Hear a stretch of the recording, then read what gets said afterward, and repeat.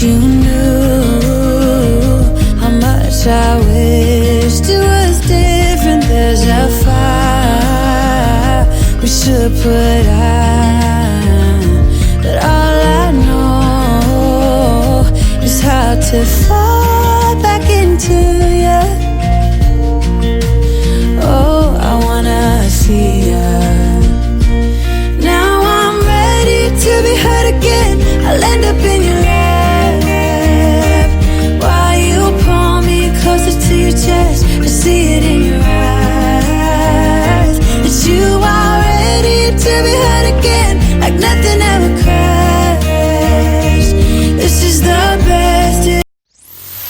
Ladies and gentlemen, you are listening to Life Well Lived by Omobola Stephen. It's an engaging and enlightening talk show on life, relationships, and the business of life. Grab a cup of juice and just chill. Life Well Lived by Omobola Stephen. Live life. Live fully.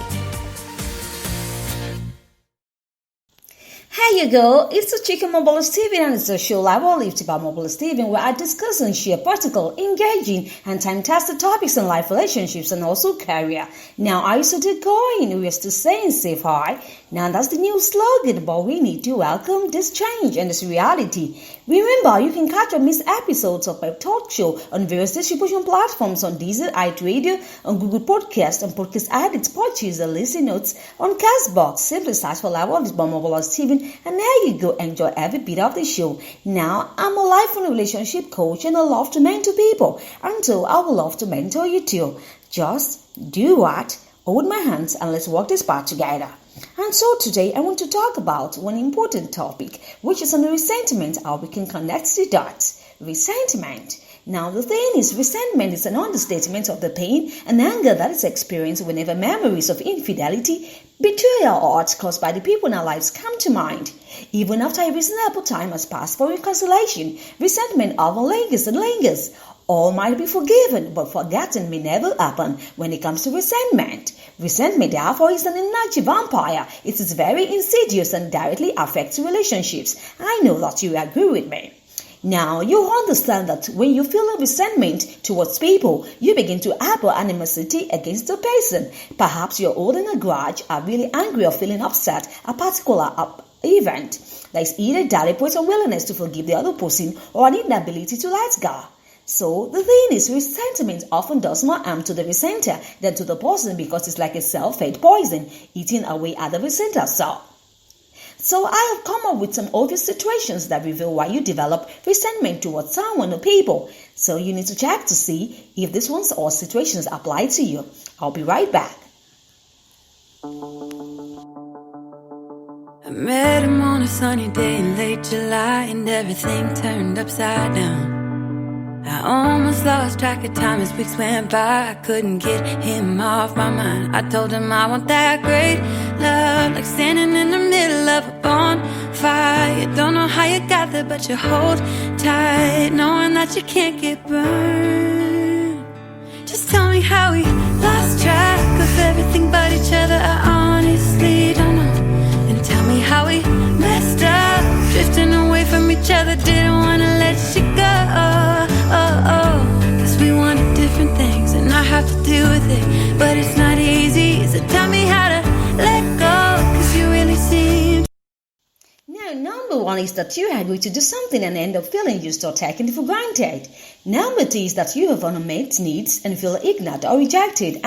You have unmet needs and feel ignored or rejected. Number 3 is that others have let you down in some capacity. Number 4, you see others getting ahead who haven't worked as hard as you. Number 5 is that you feel that you are the one who always makes sacrifices in their relationships. And last but not least, number 6 is that you have experienced divorce, infidelity, or being mistreated or abused in your relationships. So these are the obvious reasons why you develop resentment towards the people in your life. Now, the games that people play. Resentment comes in many forms, and I want you to understand that. Everyday situations can cause us to withdraw, and everyone has patterns of games they play in relationships. So, when resentment occurs, as it often does, these games becomes evident. The question is, can you spot yours? Now, I'm going to be highlighting. Number 1 is that you come around and say, I will refuse to play with you. I will withdraw and film in silence, but watch out for my revenge. Next is that you said, I will get back at you by keeping score. I will keep track so I can gain leverage. Number 2 is that if you can't win, then nobody will win. I will become a problem and you will know about it. Next, number 4, I will never forgive or forget. I have a long memory and I will remind you of all your past mistakes. You will never be sorry enough to please me. Number 5, I will attack and react. I will be in your face and on your back. Nobody messes with me. And lastly but not the least, number 6, I am right, period. I will get to you to see my way, no matter how it affects you. Wow. To know how to carry on your own. Ever since I got a good look in his eyes, I just knew that he was special. He said he wanted to take it slow, but I couldn't help that I wanted to take it to the next level. Cause I wanted that great love, like standing in the middle of a bonfire. You don't know how you got there, but you hold tight, knowing that you can't get burned. Just tell me how we lost track of everything but each other. I honestly don't know. And tell me how we messed up, drifting away from each other. Didn't wanna let you go. Cause we wanted different things and I have to deal with it. Now, it's very healthy to become angry and voice our feelings when we feel we've been wronged. It's very healthy, natural. However, it becomes a problem when we connect it to self-righteousness, adopting a superior position of I'm right, you wrong. Instead of controlling the other person and being assertive, sometimes we prefer revenge. We feel that by getting back at him or her, it will cancel our pain. But I want you to understand that it can never cancel your pain. For instance, a statement like, Frank should be helping me out more around the house. He knows how I feel about this. It shouldn't be a surprise to him when I refuse to be intimate. Now, that's the complaint from Darius. So, the question is, do you notice the shoulds in what Darius said? Darius said Frank should be helping out more around the house. She complained about that. So I'm asking you that you notice the should, yet it's very obvious. Doris may have a legitimate complaint, however, using a resentment to punish your husband will not create a win-win solution. It will probably make him feel resentful too.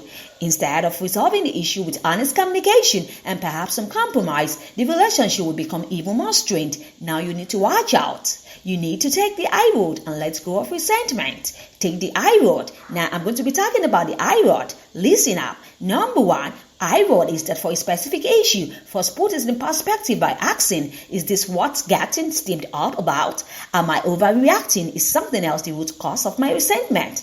Number 2, high road is that look for a rational solution to the issue. Who do I need to talk to? What action must I take to have my needs met? Number 3, high road is that for significant issues, especially situations where you have harbored your resentment for a long time, write it later. Release your anger and express your feelings clearly. You can always choose to mail or not to mail the letter. Number 4, high road is that to release your anger, use the total truth process letter, which is a form of letter written to the offender that is expressing your pains or hurt as much as you can in the letter. Number 5 is that you need to be more aware of when you first start feeling resentful. Now, that's very important. Normally, there's always a build-up over time. The sooner that you can identify this, the better for you. When you do take action immediately, deal with the situation by speaking up or doing what you need to do. Speak up. It's very healthy and it's very important for you. Next is for you to work on your self-esteem so you can be more accepting and loving of yourself and others. What do you think to that? Self-esteem is very important. Next one is develop a good support networks of friends who can give you honest feedback when you're holding on too long to negative feelings. Now, that's good answer. Now the I road is for you to believe in yourself. Develop your strengths and be assertive about it. Do not allow others to belittle you. And lastly but not the least, maybe this is the most important. You are gonna ask me. I'll say it. Learn to let go and forgive. Did you hear me? Learn to let go and forgive. This is the I road. And so, it is the I road. I'll round up for today's show. Thank you for hanging around. I think and I hope that this is blesses your soul one way or the other. Why not join me some other time for a more juicy episode on life relationships and the business side of life and also career. Thank you once again for hanging around. Stay safe always. It's bye for now.